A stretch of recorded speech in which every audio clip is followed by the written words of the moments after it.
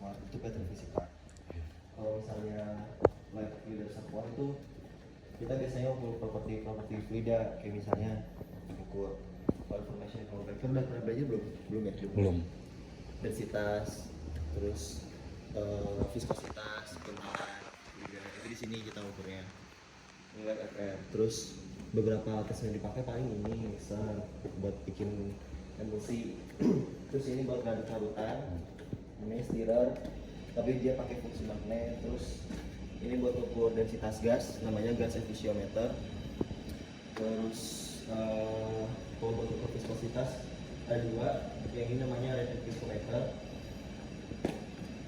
Ini alat udah cukup tua sih, tahun 19-an gitu kan, tapi masih dipakai buat praktikum kalian nanti di semester 4. Terus ini Oswald viskometer. Ini sebenarnya bukan Oswaldnya, ini itu constant temperature bednya. Jadi kayak di sini tuh ada isinya air gitu. Nanti kita ngeset temperatur 50 misalnya, dia bakal di temperatur 50 terus gitu, jadi konstan. Kalau kita taruh Oswaldnya, cuman Oswaldnya bentar. Itu biasanya ditaruh di sini. Nah ini Oswaldnya. Jadi nanti dimasukin fluidanya ke sini sampai menuhin lingkaran ini. Nanti ditarik pakai rubber. Ditarik dari batas bawah sampai batas atas sambil ditaruh dulu, nanti dimasukin sini. Kalau misalnya udah konstan tuh temperaturnya, bisa dikeluarin darahnya atau enggak ini dicabut langsung biar nanti turun gitu. Ini Oswald. Apalagi ya biasanya ya ini pakai ada buat ukur ini poin. Jadi kayak itu semacam pendingin gitu, dia nurunin suhu sampai paling rendah tuh minus berapa ya, minus 5 derajat. Pokoknya nanti didinginin si minyaknya, kan kita pakai sampel minyak. Kalau misalnya di minyak tuh kadang ada muncul parafin warna putih, itu nanti dianalisis gitu. Di sini pakai ini didinginin. Kalau ini minyak bang? Ini buat tugas akhir sebenarnya. Jadi nanti kamu belajar IOR, jadi ada yang namanya phase behavior. Phase behavior tuh kalau misalnya buat IOR tuh ada 3 buat membentuk mikroemulsi, ada mikroemulsi tipe 1, 2, 3. Nah, ini tuh yang kondisi idealnya tuh tipe 3. Cuman di sini tipe 3-nya mana ya? Ini nih tipe 3 nih harusnya. Jadi kayak dia seimbang oil sama minyaknya, jumlahnya atas bawahnya gitu. Itu aja sih. Ini buat kalau Petro di sana.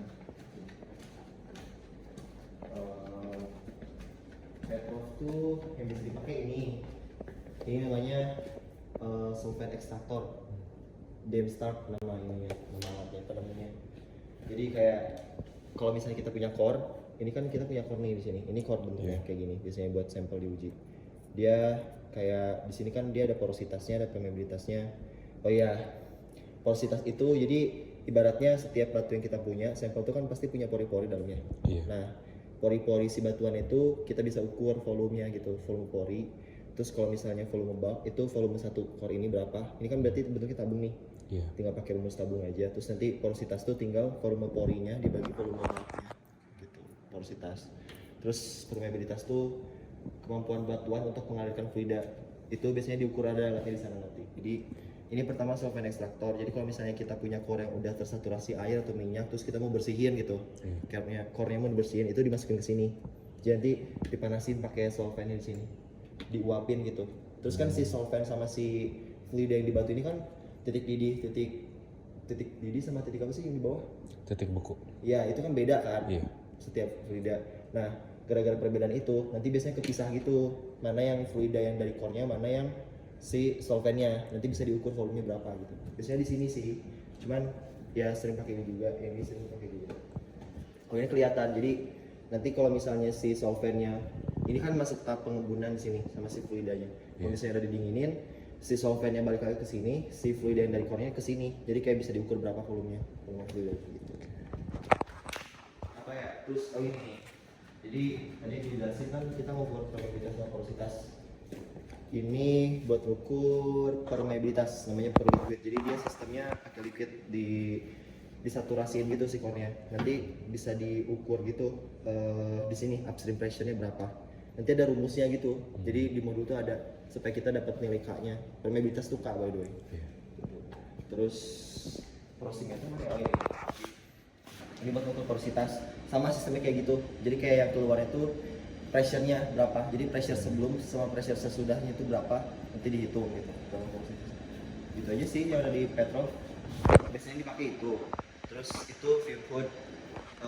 Ini tuh biasanya kalau misalnya kita mau ngalirin misalnya kita punya alat HCl nih, HCl pekat.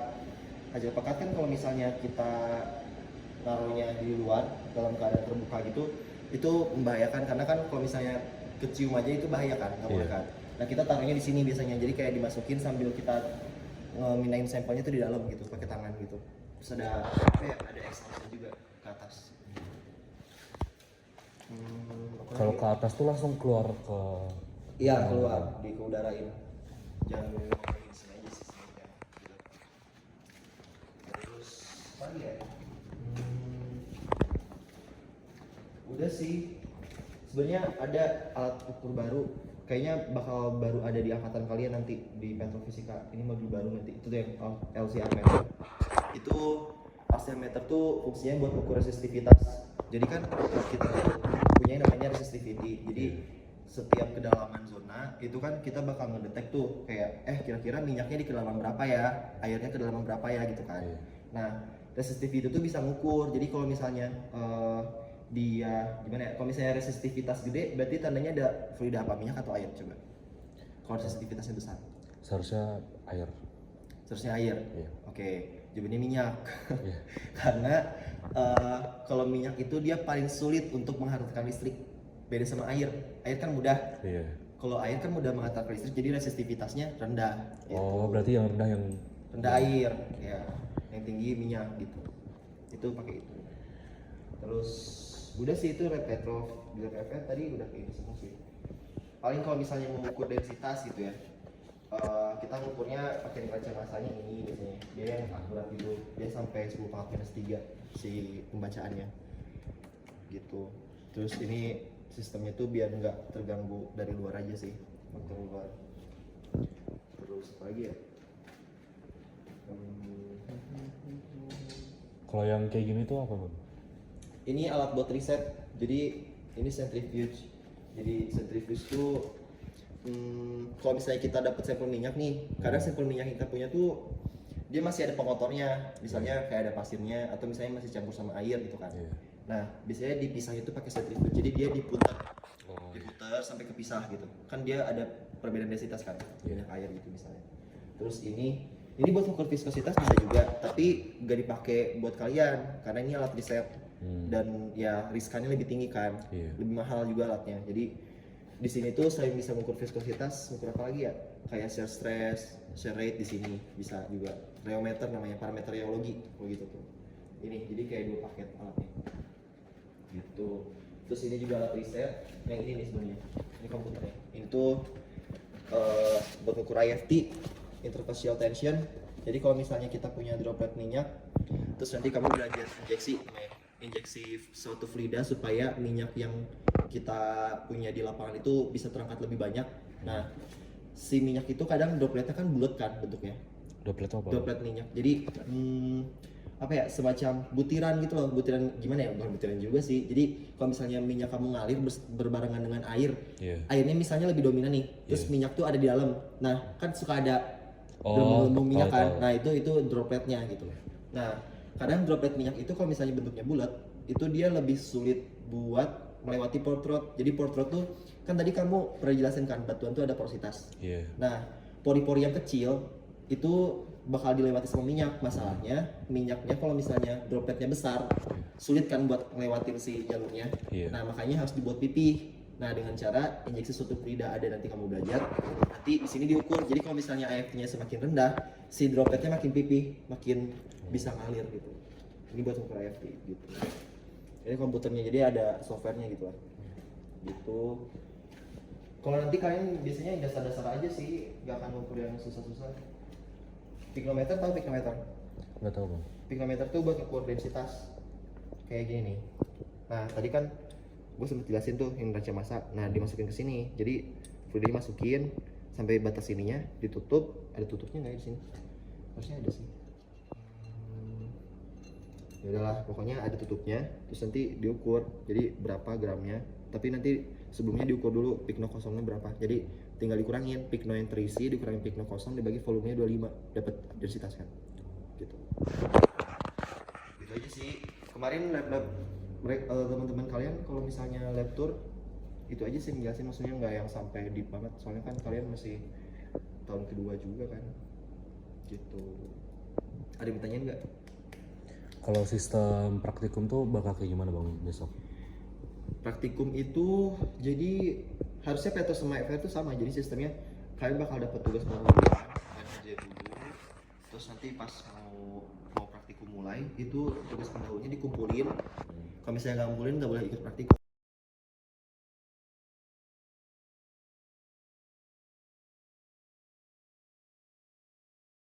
Sekarang nggak dipakai. Nah dialih fungsikannya sama anak SPI, jadi ini jadi sekretnya SPI gitu. Tapi ya ini chatnya ini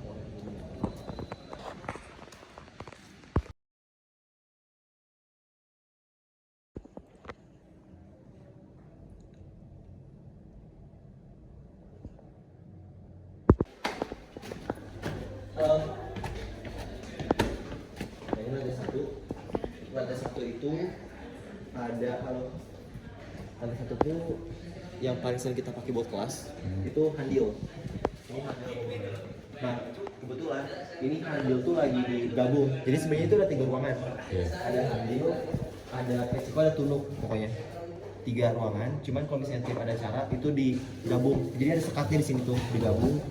Apalagi kalau misalnya kelasnya besar itu digabung aja gitu. Terus biasanya dosen di situ ya gitu.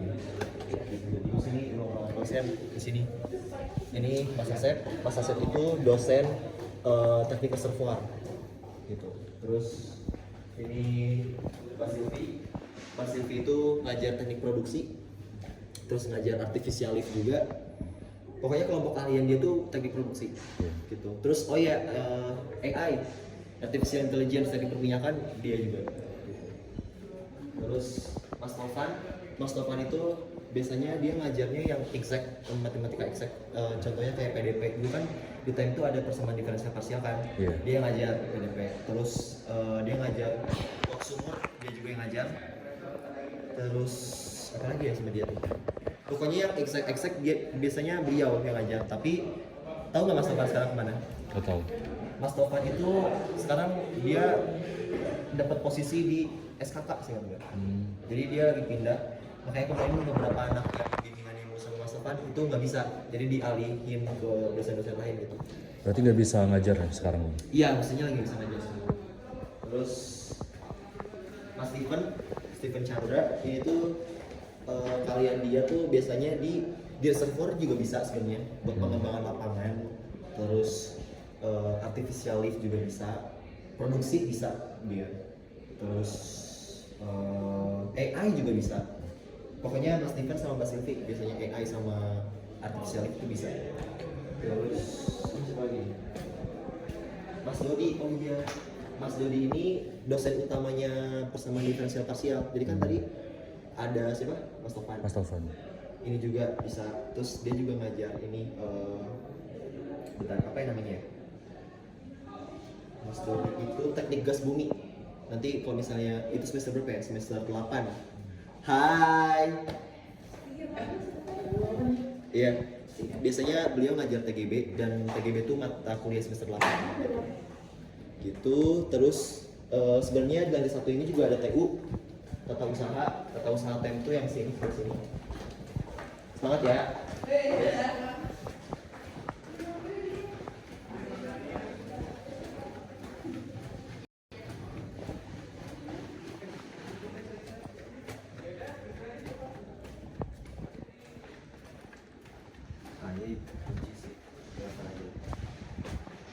Jadi sebenarnya kalau di gedung TM tuh ada 3 pintu yang depan sini, terus pintu yang tadi kita lewatin yang sini, sama pintu kalau misalnya dari GDE tadi kan kita lewat ada himlang kan warna oranye, ada jalur kan kalau ke kanan jalan panjang, nah itu tuh ada pintu lagi di situ. Nah ini tata usaha tuh biasanya kalau misalnya kita ngurusin administrasi dokumen, terus kalau misalnya kepentingan penjurusan, terus tugas akhir itu di sini dia ke sini keperluannya. Terus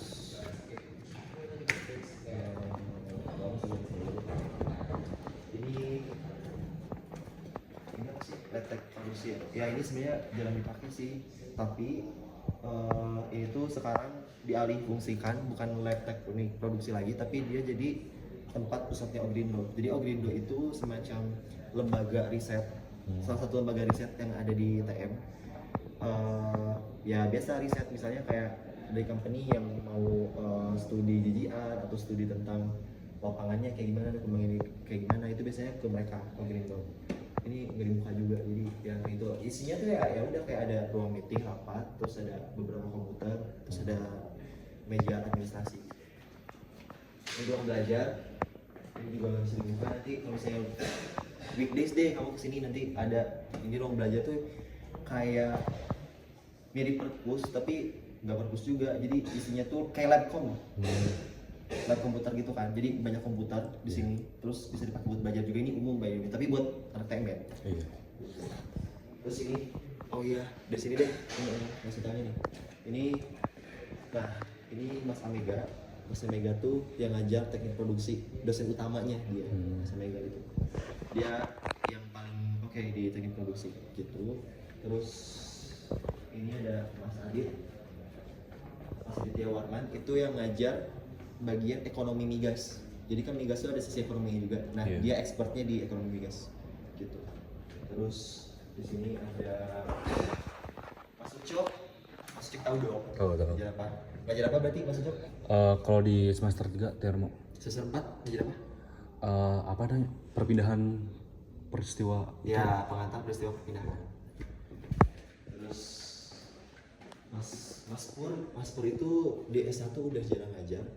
Di S2 biasanya dia ngajar, tapi ngajar dia itu mata kuliahnya tuh paling kayak ini metodologi penelitian. Itu ada matkul S2 diajarin sama dia biasanya. Mas Ardi juga dia di produksi, kadang di integritas sumur juga dia bisa. Gitu. Terus dia ngajar ini lawannya PDP itu apa namanya? Gue lupa. Apa sih? Yang pokoknya semester ini bang. Semester 4 kalian nanti dapatnya harusnya. Ya, Metode numerik. Nah, metode numerik betul. Metode numerik TM itu dia ngajar. Mas Silvi juga biasanya ngajar. Kan dia bisa semua gitu ya. Terus Mas Ivan ini salah satu dosen di kelompok kalian reservoir. Dia ngajarnya itu petrofisika biasanya, petrofisika. Terus nanti semester 7 kamu dapat karakterisasi kemudian reservoir sama dia. Terus apa lagi yang sama dia? IOR, peningkatan perolehan minyak. Itu kan dosennya ada 2. Ada Barani, dosen utama, sama Mas Ivan, dosen kedua. Jadi dia dosen kedua. Terus Barani dosen utamanya IOR. Jadi dari semua pertemuan yang mendominasi itu biasanya diisi sama dia, Barani gitu. Ini dosen IOR. Dan kalau misalnya IOR berarti kalau kaliannya apa? IOR tuh produksi reservoir atau pemeran? Coba. IOR reservoir. Ya betul, reservoir. Ini Mas Sutopo juga kalau kayaknya reservoir, dia juga ngajar di karakterisasi dan pemurnian reservoir. Tapi beliau jarang di sini juga karena dia fokusnya di teknik panas bumi. Jadi kantor dia sekarang fokusnya di sana di GDE, di lantai 2. Nah, Mas Sutopo ini kalau misalnya nanti kamu ngambil TPB pasti ngambil sih, kan wajib ya. Pas kamu ambil TPB biasanya ketemu Mas Sutopo, dia ngajar dosen utamanya. Dan ada Mbak Deni juga, Mbak Deni itu dosen utamanya dulu, tapi semenjak pensiun Mas Sutopo yang naikin dosen utamanya. Terus ini Mas Juher itu yang ngajar fluida reservoir itu kamu dapatnya semester 4 bareng Petrov kalau masih paham. Jadi dia berarti di reservoir juga gitu. Itu sih. Soalnya sih banyak dosen tuh, ada di lantai 2, ada di lantai 3. Kan di bawah ini kan kalau nggak salah kantor FITB ya bang. Berarti lantai 2-nya dipakai buat TM gitu. Nah, jadi kita tuh technically struktur bangunan itu udah kepisah FITB sama si TM ini, walaupun kayak segedung kan, ini bawah kita kan FITB kan, tapi nggak kepake. Jadi ini kalau misalnya kamu turun keluar, ini dia kesekat gitu, jadi nggak ada jalan kita buat masuk ke ITB kecuali emang harus pintu utamanya yang dari luar. Nah itu deh. Ini lantai 1 hitungannya. Ini sih kayak baru di sini. Nih, ada orang tuh. Ini, ini. Terus yang ini, nih, sini aja di sini. Ini lab bor. Kalau misalnya kamu nanti semester 5 belajar bor, praktikumnya di sini. Tapi gue nggak begitu tahu sebenarnya alat-alatnya apa aja. Nanti sambil tanya-tanya aja ke asis bor. Soalnya gue nggak terlalu dalam. Terus kita lanjut dulu ya. Lantai 1. Oh ini basement ya. Sorry. Lantai 1 yang ini. Yang kita